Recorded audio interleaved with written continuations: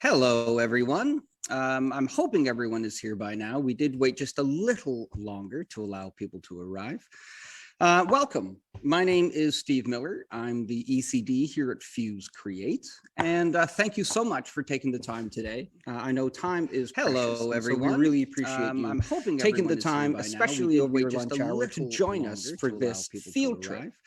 Normally we do these in person, but of course we still can't yet. We are hoping that we can do this next time at a convenient spot so that all of us can be together in the same room, which would be amazing. The topic today for our field trip, as you have seen, is finding signals in the noise, and which is really all about trend hunting with respect to what are they, how do you harness them, where do you find them, and what do you do with them? And we have a fantastic speaker to speak on that today. And she also happens to work here at Fuse Create, which is handy. Jackie Kostick, who is our Director of Creative Strategy, is going to be leading this talk. And there's really no better person to do so. I mean, she quite literally eats, well, doesn't eat. Okay, so figuratively eats the internet, but does sleep and breathe the internet, which is amazing. And in addition, she comes by the notion of trends and culture quite naturally. At about the age of 14, she was on the Reach for the Top team, and her category was culture. Oh, she reached. So we are in good hands. You don't want me talking about trends. If that was the case, we would probably be talking about the Running Man to a Kid and Play song. And we don't need to talk about that, although they may be trending now because what comes around goes around. And if so, I would be very on trend. But because I don't know if they are or not, we are going to stick to Jackie and we're going to stick to her amazing presentation today. One other point before we get into it. We do have a chat open below the video. So if you have any questions for Jackie, for myself about Reach for the Top, you can enter them there. So let's get into it, and I'll hand it over to Jackie. Thanks, Steve, for quite the introduction. So today what we're really going to talk about is why is trend hunting important, and how can your brand actually leverage it to do something that impacts your bottom line, not just create viral fluff, but something that translates into sales or something actually gets your objectives. And there are a lot of inputs out there, which can be immediately overwhelming feeling. With all of these signals coming at you, kind of millions by the day, how do you pick out the right ones? Well, it should be fun, even though it's kind of scary, because there's things like Baby Cha-Cha, an early internet meme who was the result of a CGI test, where this tech and the enduring kind of presence of it online was actually part of the inspiration behind the Evian Dancing Baby campaigns. But before we talk trend hunting, we should probably level set on what a trend is as a group. Is this one? Yep, it's a small trend. So when the Meta assets, Instagram, Facebook, WhatsApp shut down for a couple hours in early October, it really made Twitter an internet darling. So a community was having a shared conversation on a subject all at once. A lot of volume against a single kind of notion or idea. So trend is a shift in thinking, action, or development from something that had been status quo. For example, in social media, it's all about kind of that volume ratio of posts on a specific subject happening in a relatively short period of time. All of these things work together to create change, even if it's just for what feels like 5 seconds. There are fundamentally kind of two broad categories of trends. The most notable one is cultural. These are the rules that guide how people live. It's our beliefs, values, and practices. This includes technology, lifestyle, fashion, taste, food, social media, art, sports. And if you're doing some marketing activity with the trend, it's likely activating against one of these things. On the other side of the coin, there is societal. These are the structures in which people organize themselves. Regional common practices that are everything economic and financial. So kind of anything cryptocurrency, Bitcoin lives a little more over here.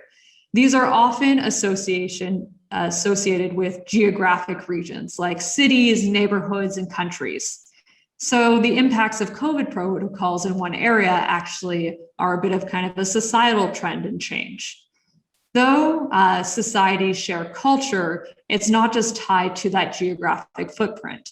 The internet has really expanded where a trend can live because there are fewer borders online. Now that we have a trend and know what a trend is, let's ask that big question, that billion-dollar one. What is trend hunting? And it's essentially different avenues and approaches you can take to meaningfully speak to the people that are important to your brand, so you can maximize breakthrough at various points in the marketing funnel.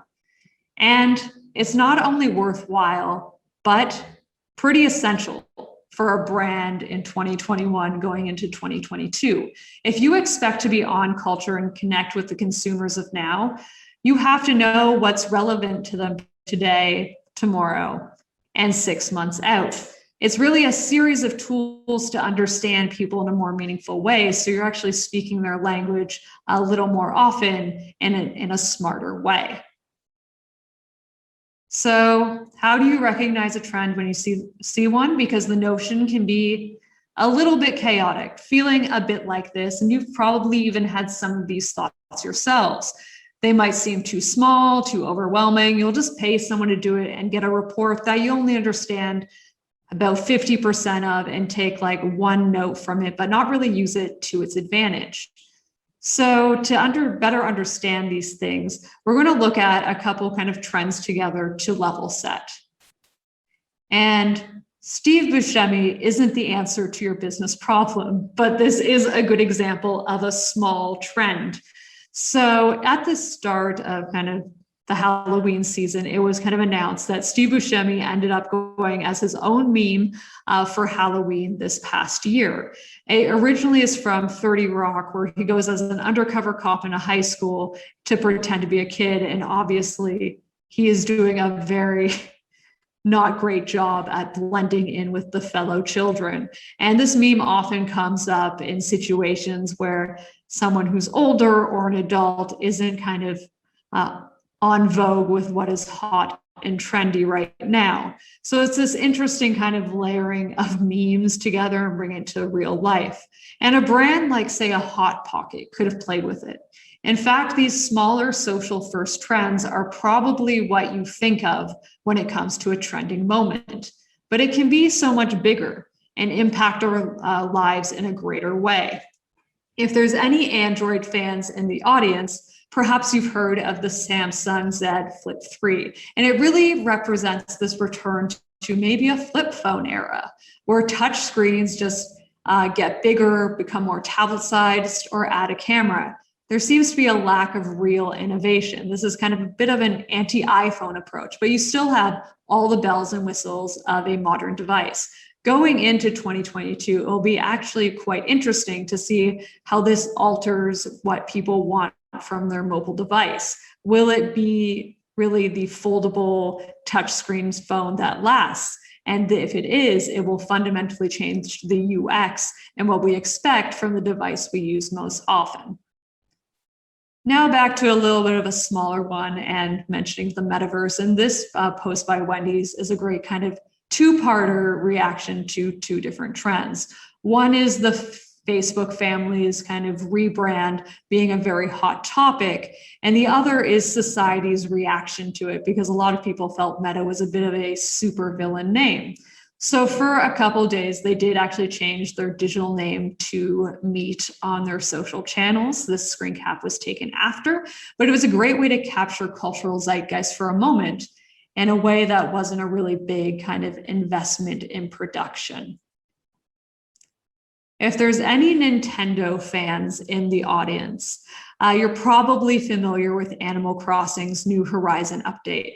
It has both kind of paid and free downloadable content that updates the gaming experience. where this game kind of defined so many people's social lives in spring, summer 2020, it will be interesting to see if it's a worthwhile kind of brand investment, because you do actually have to play the game and build an experience out to invite people into.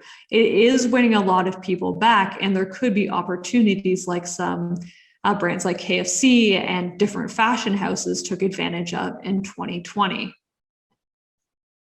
Speaking of fashion, don't know if many of you have heard of this. DressX is a store that sells digital clothes you buy and own, but only can wear in photos or on video. Essentially, you pay $50, maybe even $1,000, and a digital garment is photoshopped or kind of AR'd onto your body, purely for the fact that you want to post this photo or video for additional likes. It's a reaction to fast fashion and how a lot of people were just purchasing a cheaper garment to wear once to look good in a photo and gain that social clout. But that does result in kind of overconsumption, a bunch of waste, and kind of ethical conversations around that. It also, in a digital fashion realm, gives people access to luxury brands like for example, Gucci, who did a $50 kind of sneaker drop, but you only own them in a virtual realm.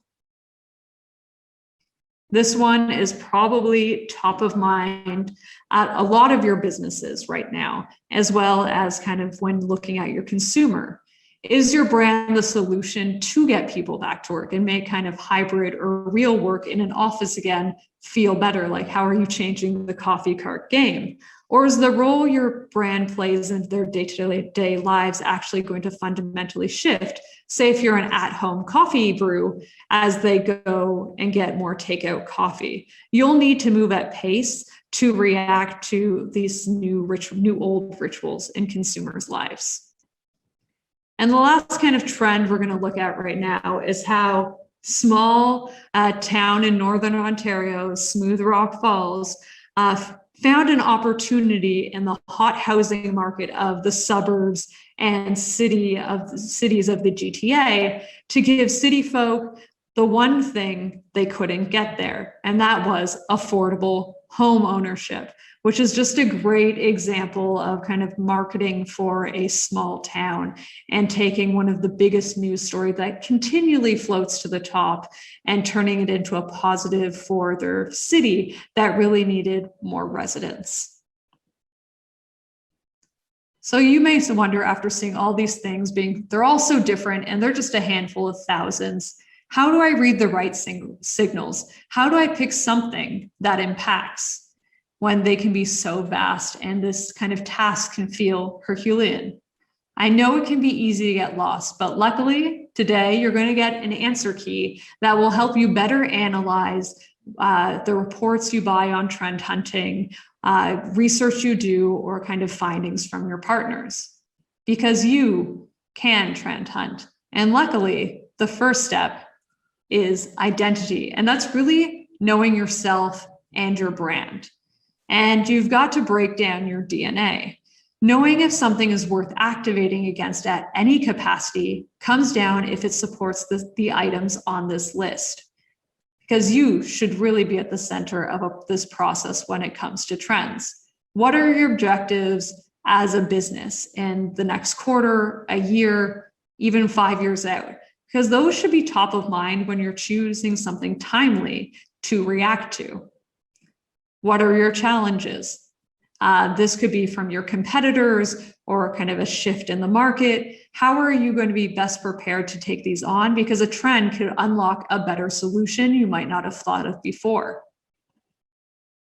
Your key advertising or marketing programs throughout the year can really help find a new way in and get new life with a trending kind of technology or topic or platform where you might want to actually integrate that thinking into your LTOs or say a launch. And lastly, what makes your brand iconically you, your USPs, the features that nobody else can replicate or you have a specific spin on that is 100% all you.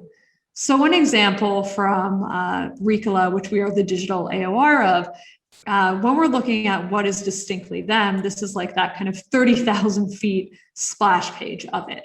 When you see their name, you can't help but hear the elk horn and the yodel.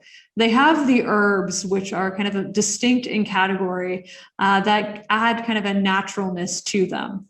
The elk horn is a very kind of iconic visual, as well as everything Swiss. So they have all of these things that are them. And if they're using a trend, let's make sure we're pulling on these tension points to build brand at the same time.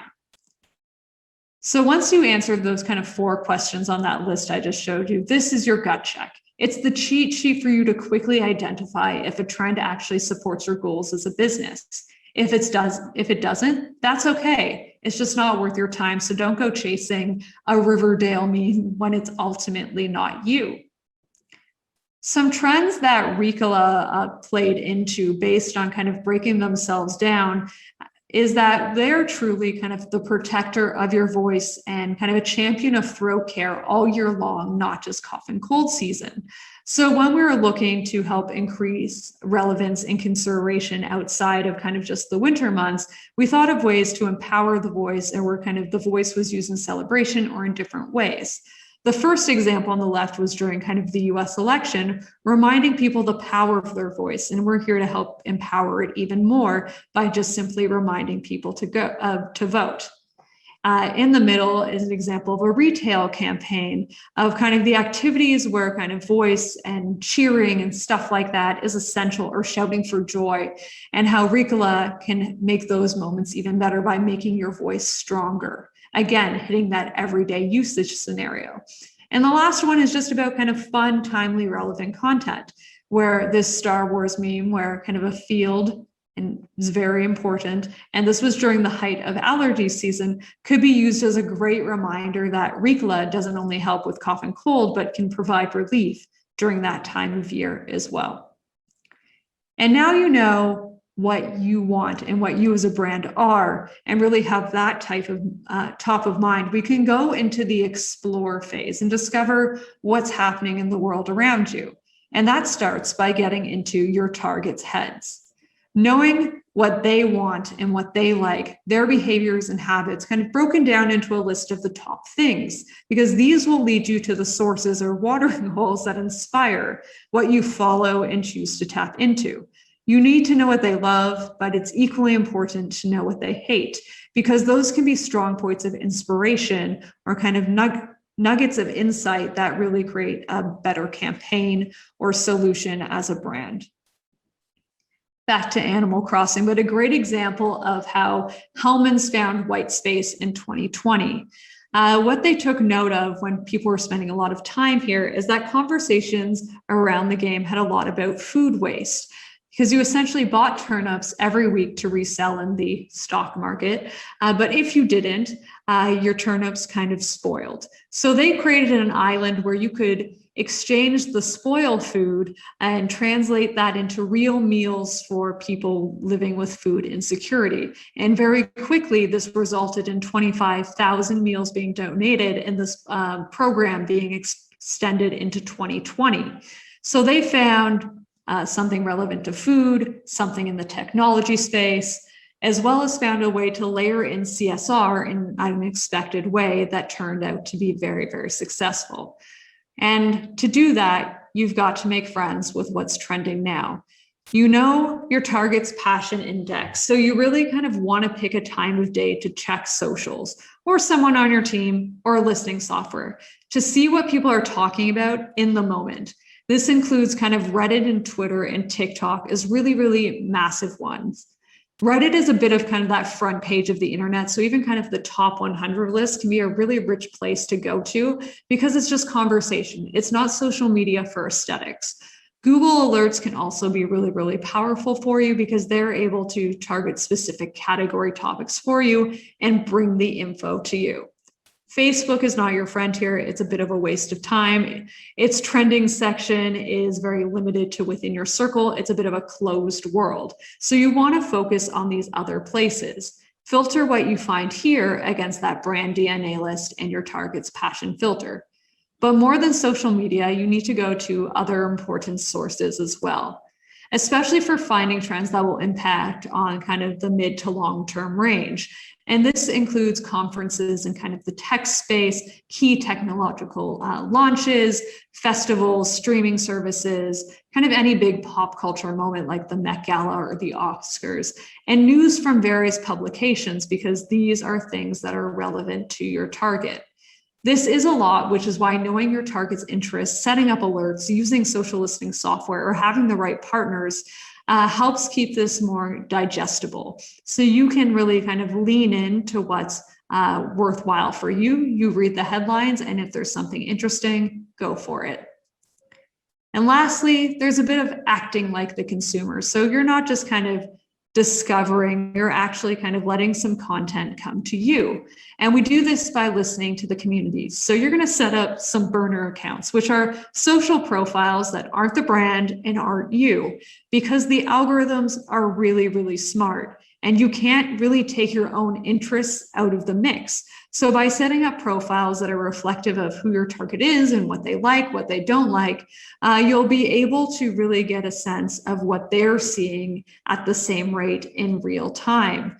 And we don't want to think about it as like your follows. Think about it as what they want to see. And you can do this both manually or using a software like a Hootsuite to make it a little more kind of quick and easy. So for example, if you were Delissio, who would you follow?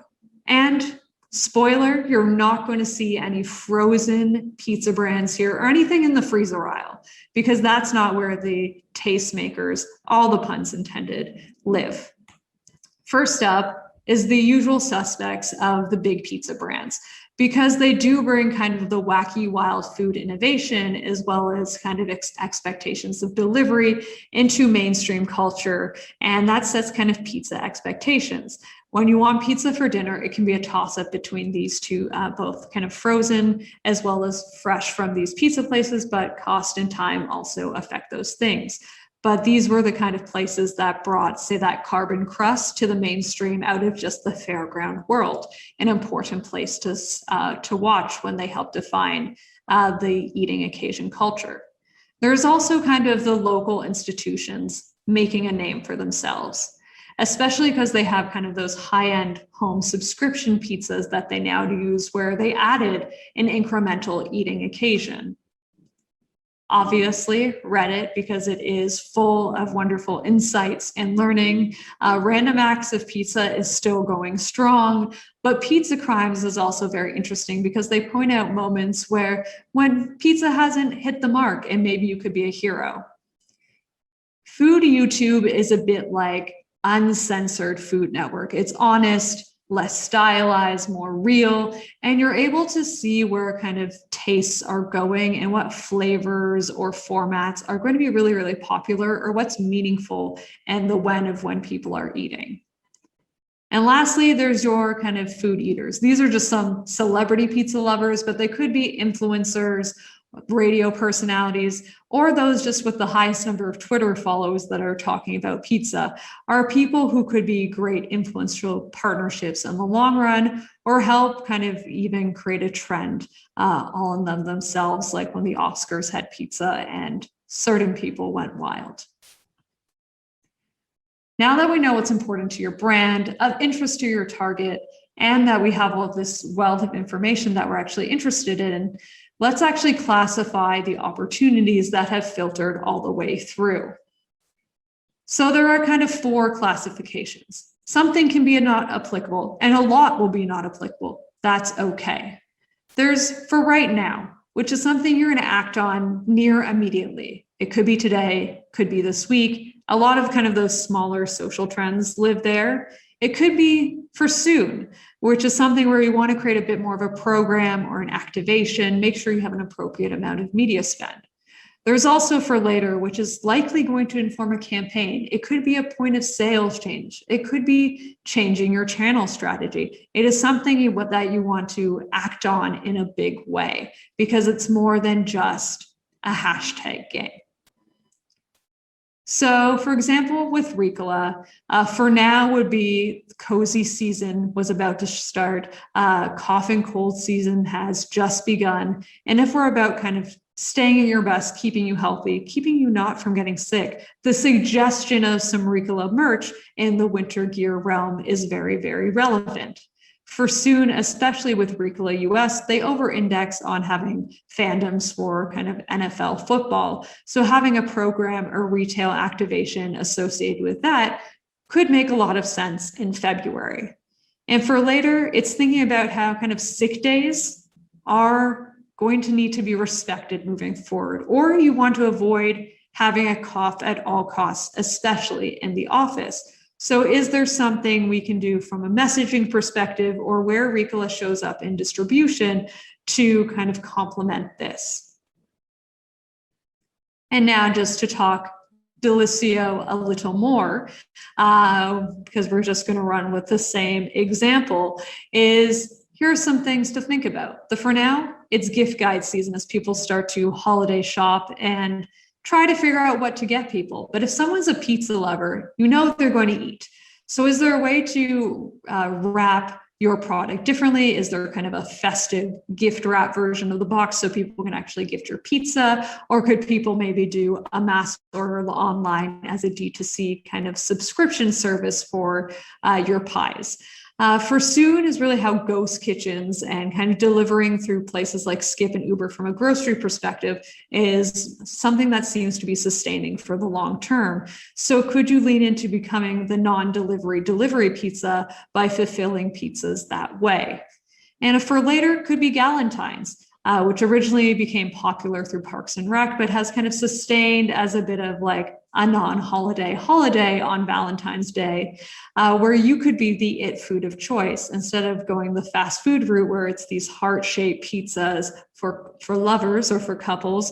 Could you do a specialty meal or kind of bundle for people having these types of parties? So you want to do something. Well, we've got to make it. So here's how we're going to act on it. And first things first, before you even touch Photoshop or start kind of planning things out, is we want to make sure we're creating meaningful connections. And that occurs by speaking to communities, not to everyone.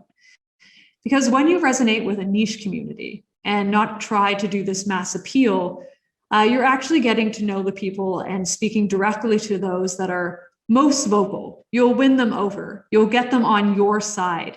And in the end, they'll kind of support you and be loud enough and spread that word of mouth, both online and offline, to other people. And that's how you become popular. That's how you stay topical. And that's how you really grow. Where brands fail activating against trends is when they try to just do a mass message because it becomes too watered down. It shows kind of not understanding the roots of that trend in and of itself. Context really matters with the creative, so show up in the right places when you choose to make it happen. And while executing your ideas, all of those kind of opportunity scales also have a scale of execution. Something small should be a super nimble execution. Great return on production. Return on production is you don't want to overinvest hours based on the lifespan of the piece of content. Where a clear articulation of the idea that's lo-fi or quick is more important than it being perfect. Something that soon leans into a larger narrative because you're picking a trend with greater longevity. You're willing to invest in this activation or program because there is going to be a more measurable way beyond just kind of brand share of voice or kind of awareness for how you're reacting to it. For later is those big projects, the ones that are going to be campaigns, be your brand planning, and maybe even determine what the next flavor of your product's going to be. And you have the time and budget to scale this out properly. Some examples of what small looks like, these are kind of the ones you could have most easily guessed. And they're things that can be put up in as little as 5 minutes or as late as 48 hours. But personally, 48 hours is a bit long. These are things a team can execute extremely quick, day of when it's happening. Kind of Oreo is a good example from a million internet years ago, where the Super Bowl went dark and they did this iconic tweet, which led to pretty much every brand having a Super Bowl war room, where at the end of the day, the Super Bowl isn't right for every brand, nor do these moments have as much impact when everyone's there trying to jump on it at once. MoonPie does a good job, kind of like in the Wendy's Burger King realm, of having quips available when they're mentioned to just help create brand relevance more often. And then an example we've done for Ricola was not only was it important to kind of empower and protect the voice, having an everyday voice means joining those invaluable online conversations and not just creating them ourselves. So in Canada, their fans really also love the Blue Jays and were really supportive and going nuts for them when they were going towards the playoffs. Unfortunately, we did not make it in this past season. So we jumped into the conversations that were happening on their feeds because there was such an uptick in people sharing their opinions. So we kind of showed up in that way. A medium execution is kind of a mid-level investment where you're trying to kind of grab clicks or additional information for the long term. You're thinking about how this connects to your retail programming and things like that. An example from Acura Canada was kind of in Valentine's Day a couple of years ago. They noticed that nobody ever speaks to the premium auto consumer that's a woman. So they took their kind of iconic and exclusive shade, Valencia Red, and made a custom kind of Pantone checked lipstick to go with it to help draw them into the fold and be like, here's a gift for you this Valentine's Day. And that's also an iconic car shade on their end. Taco Bell Canada in the middle here was looking to expand their group meal occasions when people typically only bought like a combo for one, and they want people to be attracted to this bigger order and up that check size. So to do that, they took when charcuterie was becoming very kind of common and being democratized, you're seeing a lot of candy charcuterie boards or junk food charcuterie boards. By making a charcuterie board and making that kind of a gift with purchase, both in retail as well as on in their brick and mortar locations, as well as on kind of skip the dishes as well and Uber Eats, to get people to buy this group combo at a special price and to kind of prove out we're great no matter how small or big your party size is. Lastly, as an example from No Frills, where they took kind of their viral hit of the Holler song, and we're actually getting their community to try to make it more than something that was just kind of for the internet or just an ad by having them submit it for kind of Juno's consideration as an original track. These are all things that are helping make the brand stand out within culture, but are also helping you choose them more often as a shopper.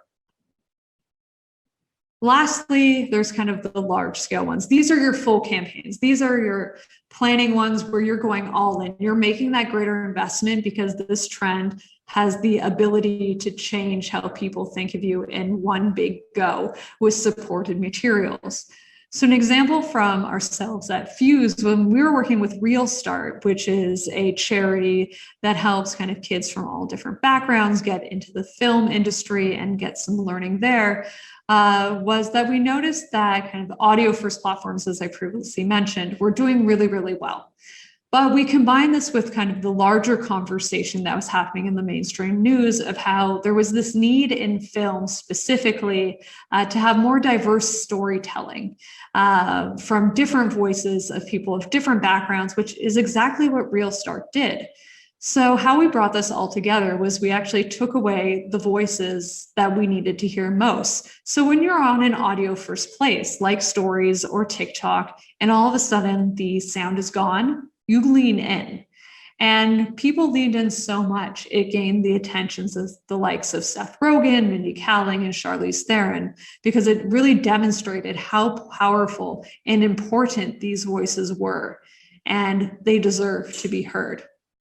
In the middle, we've got Wendy's, who has always been an early adopter of the esports space, recognizing that this is something bigger than just gaming. It is culture. Gaming isn't really kind of just in the basement anymore. A lot of people are gamers. I'm a gamer.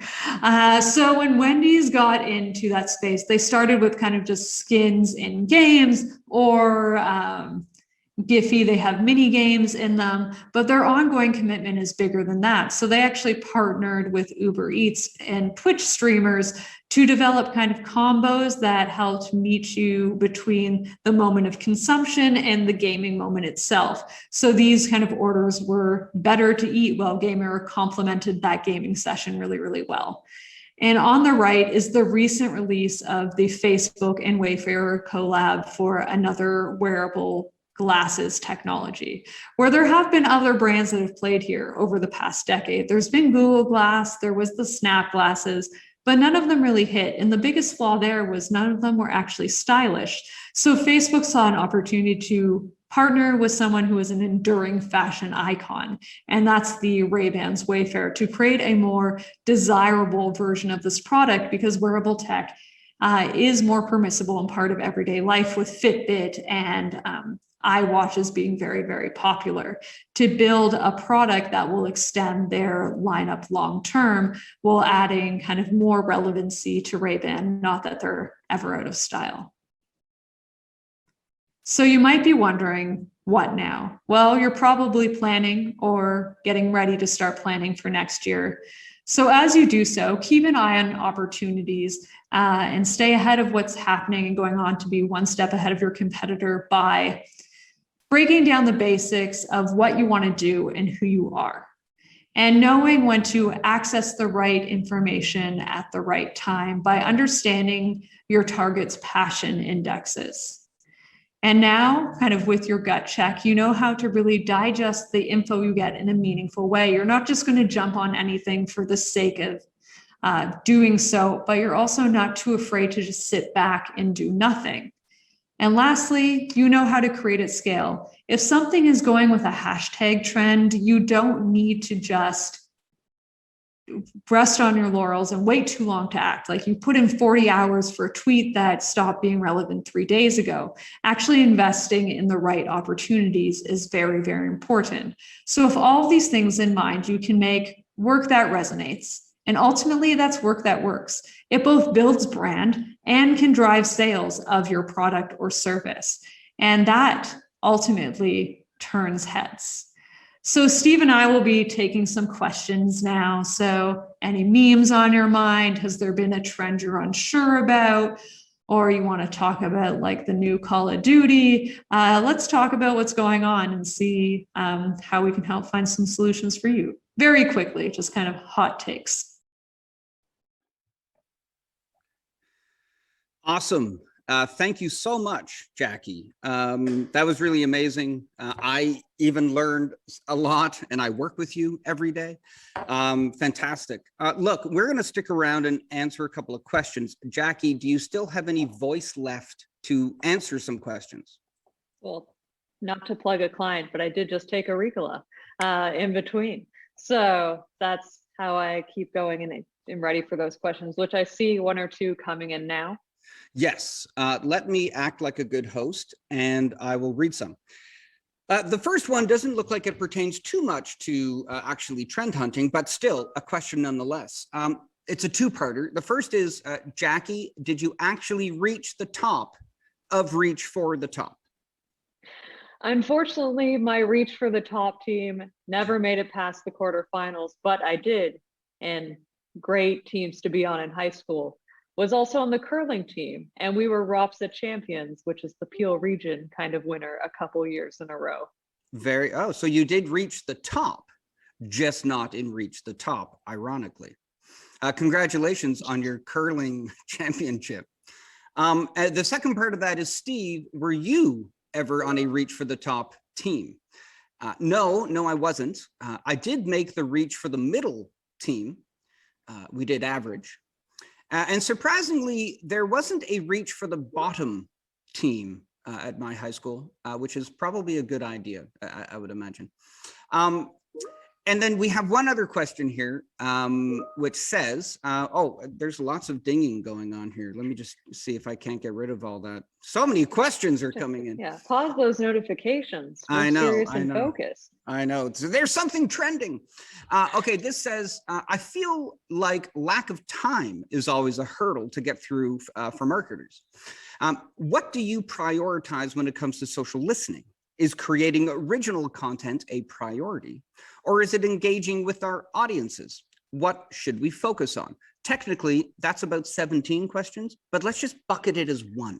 Yeah, well, I'm actually going to start from the end, because what you should focus on is really going back to what are your brand objectives for the year? What do you actually want to achieve as a company, and thinking about whether it's relevancy, awareness, consideration, figuring out how your kind of social media or whatever content you create and wherever it goes, what you actually need to do that.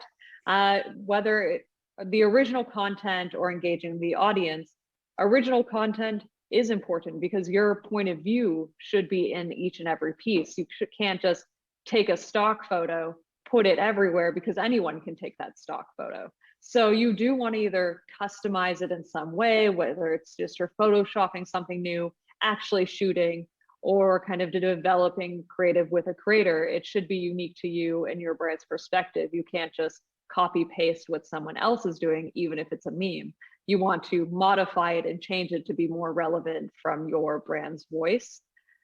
For the engaging with your audience, that is more of a question if consideration or clicks or audience growth, depending on if you want to build your own community or speaking to people outside of it is more important. That's what you'll choose to focus on, but it just really comes back to what you want to achieve. If you're trying to build strong brand affinity, audience engagement is really important, but it's not, it depends on each brand's unique situation. And for social listening and kind of deciding what's important to you, start by setting it up, listening against your brand, your competitors, your category. And it's handy because they'll all have kind of volume outputs. Follow what most people are talking about. And that's a good place to start. That answer was so good, it might be trending. You also started the answer at the end. You would have been perfect on a Reach for the Bottom team based on that particular way of answering. It will have one team and it's just us at the office. Yeah, team of one. There is no, anyways, fantastic. Thank you. And thank you for the question. Like I said, there were several in there, which is really great. I think it may answer a lot of questions that other people have. If you have any more questions, you can send them to your contact here at Fuse Create, or you can send them to info@fusecreate.com, or our new email address, reachforthebottom@fusecreate.com. We will also be sending out a short survey at the end of sort of today, I would say, just to get some feedback, maybe get some suggestions on other topics that people may want to hear about. So that really concludes our time today. Wanted to thank you again very much, Jackie, for the time that you took today and really helping us find the signals in the noise. And wanted to help everyone on the call who listened in, or say thank you, sorry, to everyone who listened in and took some time out of their day to learn a little bit about trend hunting. Thank you again. Have a great holiday, and we'll see you next time at the Fuse Create field trip.